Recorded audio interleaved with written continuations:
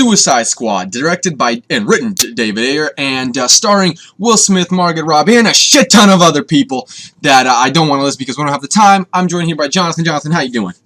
What's going on, people? I'm doing good. So, Suicide Squad is a movie about the villains of the DC universe, mostly Batman villains, coming together to form the Suicide Squad, and to stop a major villain that we are not going to spoil here, and to stop a huge machine that's going to destroy the entire world. And yeah, let's see how this movie did. So first and foremost, this is a spoiler-free review. It is going to have very minor spoilers. We're going to talk about what we like, dislike about the movie, the dynamic of the team, certain aspects of the film and characterization, and without further ado, let's get this done. First and foremost, let's get this out of the frickin' way.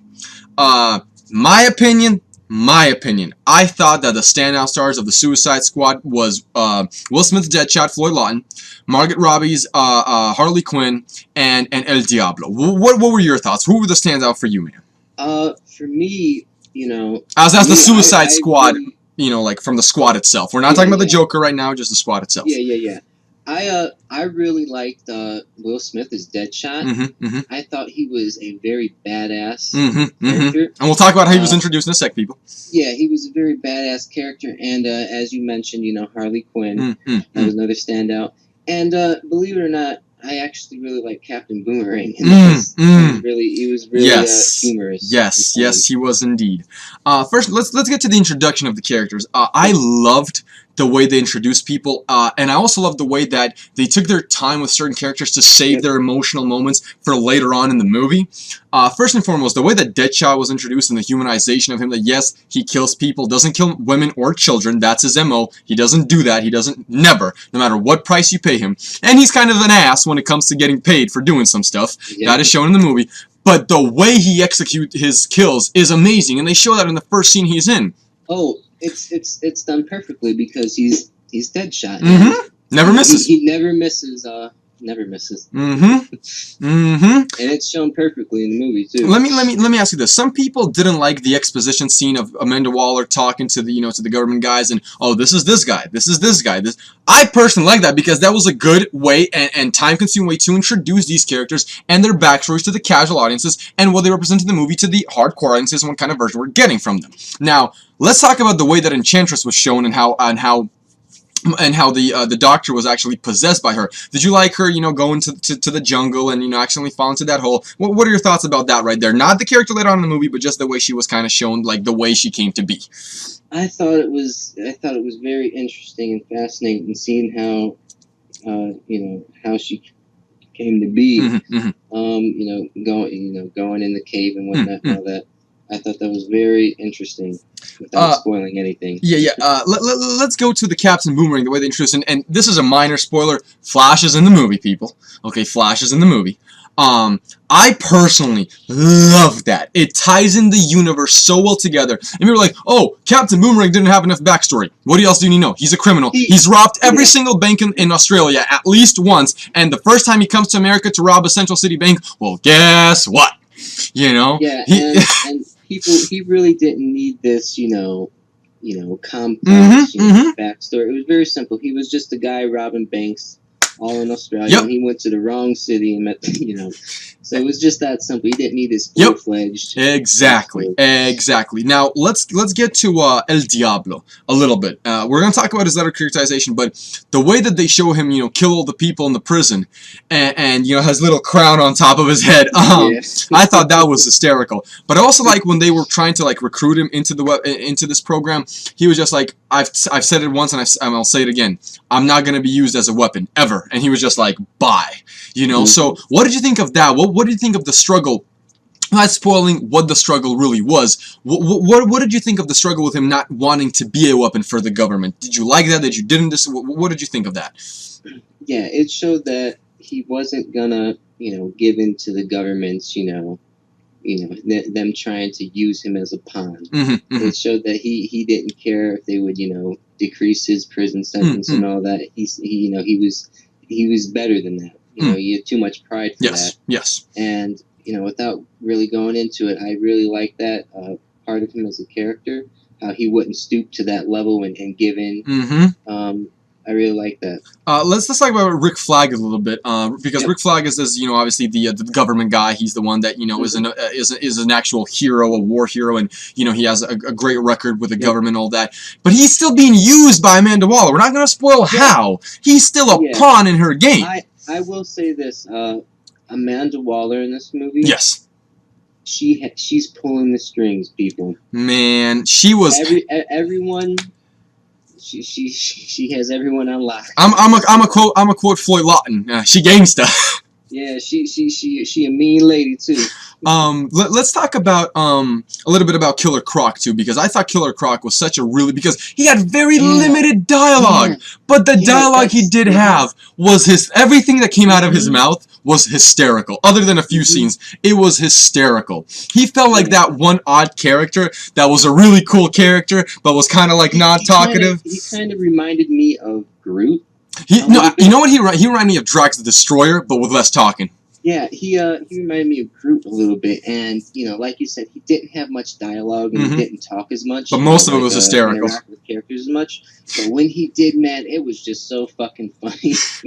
Shit. One of the coolest things when Rick Flag comes to see him down in that sewer, he's asked, "Why did they put you down here?" And this is a minor spoiler. He said, "I asked them to."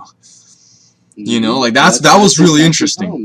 That's what now he dwells in. Let's get into Harley Quinn a little bit, and I really liked. This is a minor spoiler when she gets zapped by the shock. In that cell in Bel Rev, she gets a little flashback how they are literally feeding her through tubes because she's refusing to eat because they want to keep her alive, and I'm just like, fuck, they're putting her through shit there too, Now with that being said, I also want to talk to you about how she has flashbacks to how when Amanda Waller is explaining who she is, they show her, falling in love with the Joker and everything in Arkham Asylum. Let me ask you this. Did you enjoy the way did you think it was a little bit rushed? Did you think they could have shown a little bit more? Did you like the way they showed how she became Harley Quinn? Not necessarily how she got the hair and the white skin. We can talk about that later. But what happened in Arkham Asylum with the Joker? I liked how it was done. I liked how it was straight to the point and didn't over-exaggerate. Didn't drag it on. It was straight to the point. You saw what you needed to see. And, they didn't need to make it this big thing because it didn't need to be that. It showed just the right amount, I thought. But I like what I saw, though. I like, the manipulation and cunning charm of the Joker. I'm not going to spoil anything, but it's really, really good. Now, let me ask you this. So let's talk to Batman. Let's talk about Batman a little bit. First and foremost, I love Ben Affleck as Batman. I've said this a billion times. When he swooped in to grab Deadshot, I was like, yo! Oh my fucking god. Yeah, bro, I was I was not prepared or ready for that at all. When that happened, I was jumping out of my seat in the theater. My friend was looking over at me. I was like, holy shit. I just want to know, how does Floyd Lawton's daughter not scared of that motherfucker? Because that motherfucker big and scared. She's I think she has bigger balls than us all. If I was 11 years old and I saw the bat swoop in and out, I would have been like, man, I'm dead. But let's talk about how the chase scene, with Batman and Harley Quinn and the Joker, when that Batmobile showed up, oh my god. And I like how Harley Quinn was shooting at him. He was like, "You're ruining date night." You're ruining date night. This is a minor spoiler. Batman does something to Harley Quinn in the water when he's trying to save her that is so hysterical, people. Basically, this is a minor spoiler. She wants to see if she's still alive, and then she started trying to cut him and shit, and he just punched the shit out of her. Now, we lost it in the theater, not because it was a man punching a woman. No, don't turn that shit around on us. But because it was finally Batman punching Harley Quinn in live action. And the way it was done was hysterical because one punch, she's dead. She's down. Yeah, she was swinging all over the place and really trying to hit him. Batman was like, nope. Sleep, go to sleep. Oh my god. I love that. And I love how he carried her. And fun, this is not a spoiler, people. If this was kind of revealed because when they were introducing all the characters through when, Amanda Waller was talking about them, they had a bunch of words on the screen of what they did and their MOs and all that stuff. Fun fact, Harley Quinn is the one that killed Jason Todd. Now, with that being said, Batman still saved her. He still saved her. That just shows you the type of person Batman is and Bruce Wayne is. That even if this is the person that murdered his, like a person that was like a son to him, he still saved her. Okay? Because even though she's the one that did it, he knows that the Joker is the one responsible. What did you think about that? What do you think of that entire sequence, and then more importantly, him still saving her after knowing that she killed Jason Todd? First of all, the entire sequence with the when the Batmobile first came on screen, I was screaming like a little girl in the theater. Same. You know, I lost my shit. Like Batmobile! You know, yeah, no shits were present at the time. But yeah, the sequence itself was amazing and epic. But as far as you know, Batman saving Harley, despite the fact that she assumed responsibility for the death of Jason Todd, it just goes to show the amount of humanity Bruce Wayne has in him. Yes. You know? Yes. And Completely I agreed. thought that was portrayed brilliantly. But yeah, that is an Easter egg. If you pay attention, you will see that. Another thing, let's talk about Katana a little bit. I fucking love Katana. Yes. I love how they showed her whooping ass in Japan. That was clean as shit. I love how they humanized her with her, you know, still having so many feelings for her husband that's trapped in that sword, because, you know, the sword traps the souls and everything. I thought that was great. I thought that was amazing. Now, did you like Katana? Because I personally, I really did like her in this movie. I really liked the way she was. It was very, very. Because she wasn't a villain in the film. She's not a villain. She's not a villain at all. It was very simple how she was brought in too. But as far as the character goes and the role she plays in this movie, I thought she was amazing. Especially toward the end. Now, exactly, I was about to say that. But when they were starting to go to Midway City, let's talk about the villain a little bit. Now, the villain, minor spoiler, people, is the brother of Enchantress, the actual witch. It's the adversary. Now, there's also a villain, and this is a minor spoiler. It is Enchantress. Now, the way it's come together is very interesting. We're not going to spoil the way that happens and how she becomes the villain. But let's talk a little bit about the adversary. Now, I personally think that the villain in general, including Enchantress, was a little bit underwhelming. Just a tiny little bit. The villain, you know, I will say this: it lacked a lot of complexity. And it's not, and we're not saying that the stakes weren't high, people. No. I'm talking about the villain in general as a character. I thought it was very simplistic, very lackluster. And it kind of got a bit predictable, you know, toward the end. Like, you knew where it was going. But don't get me wrong, the stakes were absolutely high. Yeah, like, I mean, the entire it was in ruins. Well, the entire city of Midway, or Midway City, had to evacuate.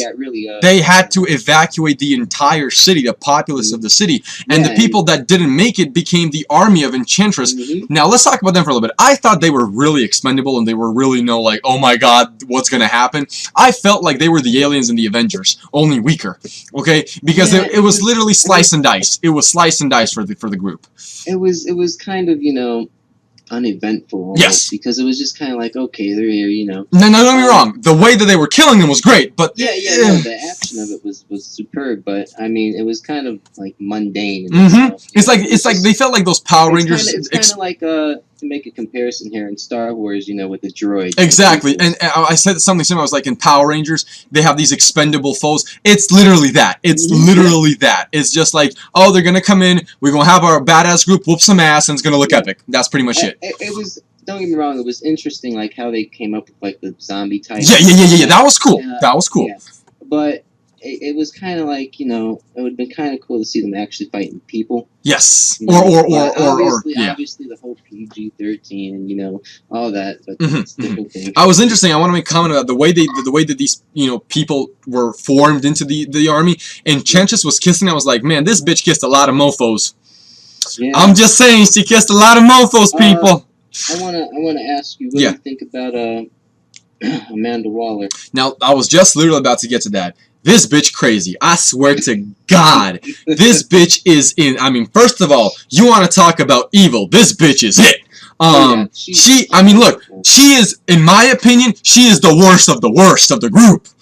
Okay? The worst. Like, you think Harley's bad and crazy. Shit. You haven't seen nothing until you see Amanda Waller in this shit. People, there's something she does in this movie, and it's gonna leave you like, oh my god. Yeah, like, wow. It's gonna have your jaw on the floor. Like, she a bad bitch. Like, exactly. She bad, man. Ooh. She is not a good human being.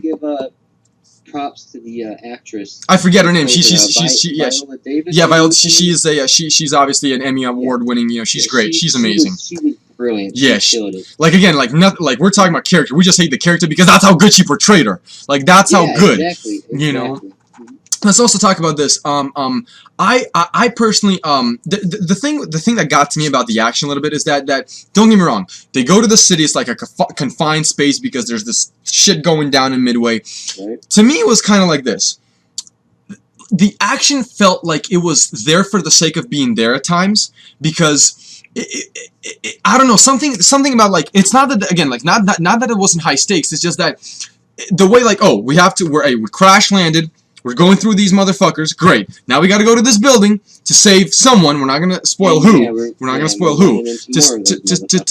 And more of those motherfuckers. And to me, it was just like, man, I could have done a little bit better. I will say this. It got very, like I said, mundane because they were cutting through these motherfuckers like butter. Exactly. You know, it was nothing. And it was, I mean, don't get me wrong. The action itself, it was very epic. Yes. Very, you know. The music was great, everything, choreography and shit. I would say the soundtrack was absolutely perfect. You know, it's so funny. This is like the most, other than Guardians of the Galaxy, this is like the most expensive soundtrack I've heard for a movie because all of these songs are fucking copyrighted. So the fucking Warner Brothers just like, here you go, people. Here you go. We're making it rain on you.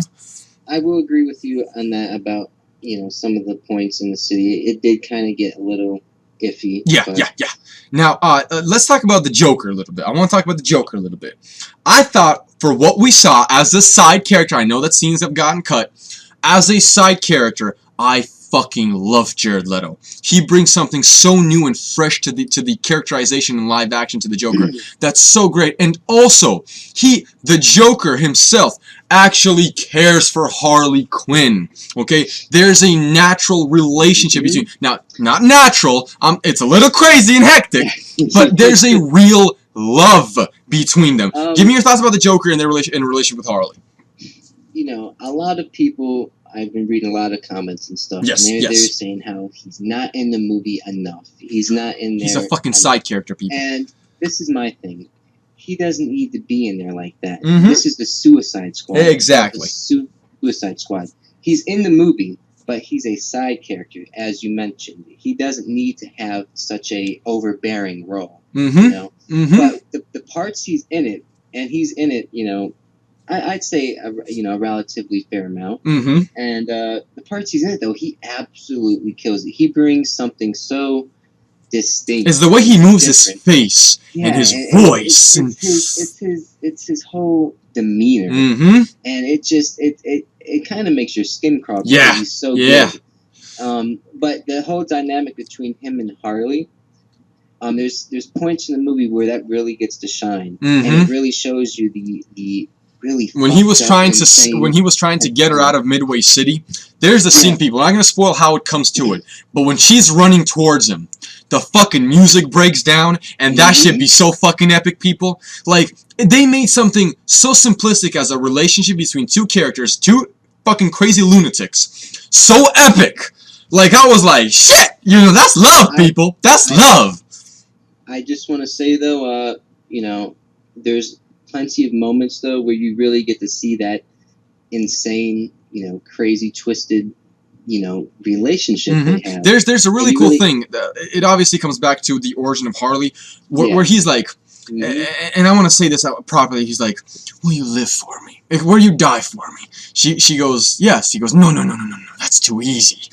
Will you live for me?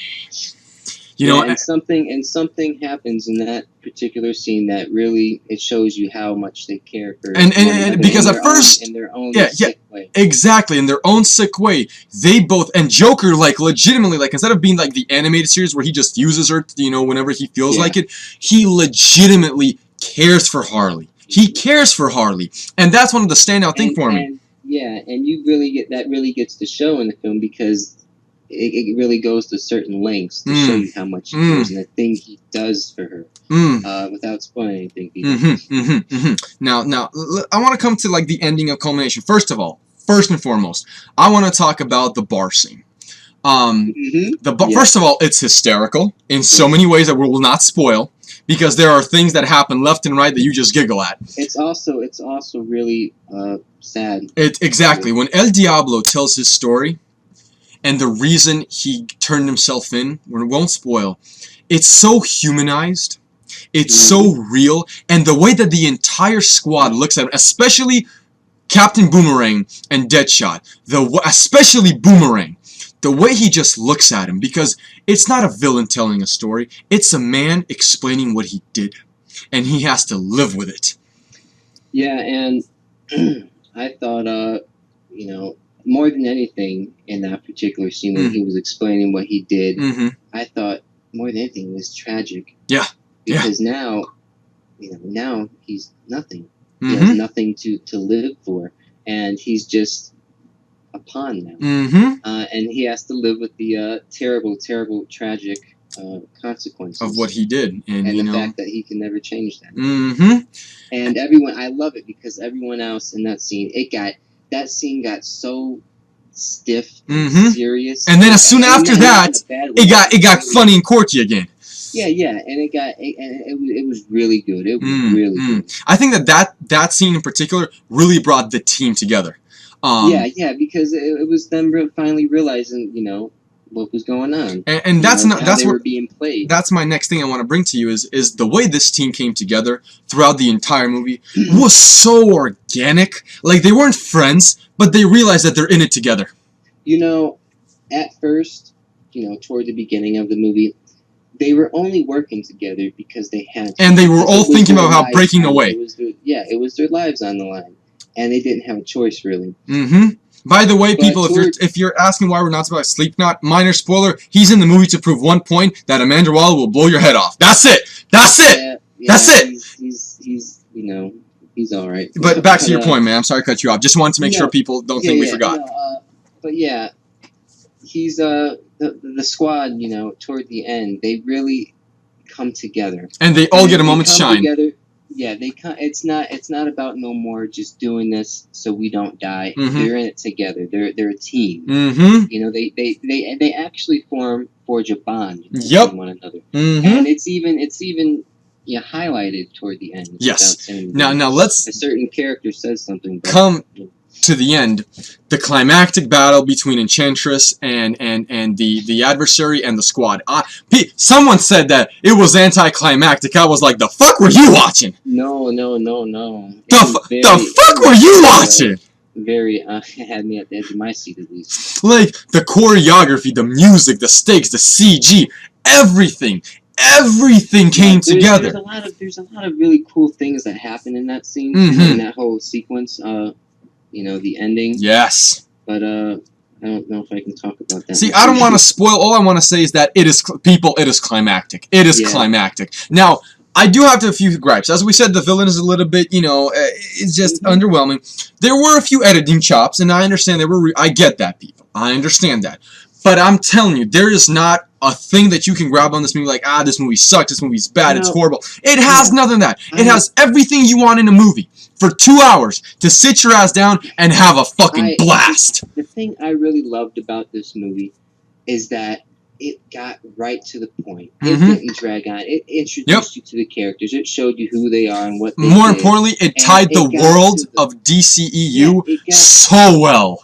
You know, you look at a film like Batman vs. Superman and how deep and heavy and profound that is. And then you come to this movie, and it's the same universe, same world and everything. And they acknowledge everything. But it's just different characters. And it's a different layer. It's villains, it's psychos, it's people, and you know, it shows that. It shows that diversity, that variety. And I love it. But the film, it gets right to the point. It shows you what you need to know. It tells you everything. You know. By the way, what they've done. The ending, when the squad is put back in jail,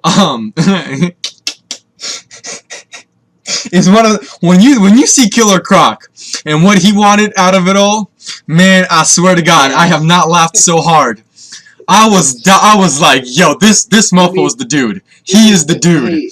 Yeah, the way it ended, I was like, well, 10 out of 10. And here's the thing. What happens at the very end, not mid-credit scene, with Harley Quinn, I'm just telling you, people, I think that can set up a different movie on its own, or the sequel to the Suicide Squad, in my opinion. You know, left it up for many, left it open to many possibilities. Now, minor spoil, people. There is a mid-credit scene, and again, you have been warned. You can click out of this. It sets up the Justice League and how Bruce Wayne gets the files to find Arthur Curry, Barry Allen, you know, Victor Stone. It shows how he gets that. More importantly, it shows that Amanda Waller knows who he is. You know, and that to me, the scene itself is very interesting because it's Amanda Waller interacting with Bruce Wayne, and it sets up the way he finds everyone for the Justice League. What did you think about that mid-credit scene?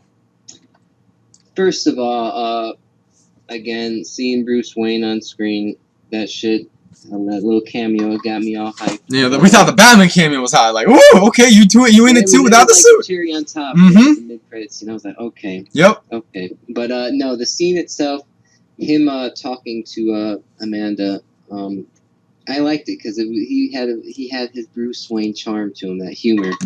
And he says some very interesting things in that. I don't want to spoil it for any of you, but the things he says in that to Amanda it's very... So, all in all, again, other than a few editing chops and the, you know, not lackluster, but underwhelming villain, I give it a 9 out of 10, man. I really do. There's not a lot of gripes I have about the movie. I thought David Ayer, within 6 weeks, he wrote this shit. He directed this shit. He went out with a $175 million budget, man. I mean, the movie, it is what it is, and it's Suicide Squad.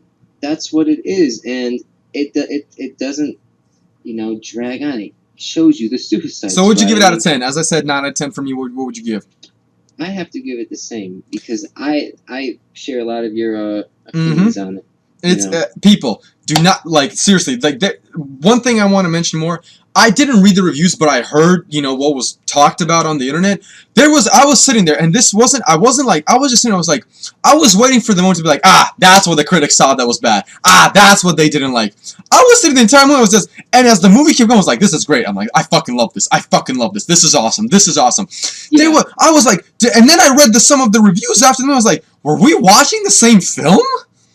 You know, and another thing I'd like to add in real quick is the fact that a lot of people are so quick to, you know, blindly believe reviews and quote unquote critics. Yeah, exactly. My thing is, me personally, I like to go and see the movie and form my own opinion. Thank you. As opposed to having someone else make up my mind for me. Thank you. And I wouldn't, you know, follow reviews like that because they're very subjective. Yes. You know, and opinionated. So, yes. And just go into these things with an open mind and have your own, you know, opinion on it. I completely agree with you, man. But other than that note, people, we will be leading up.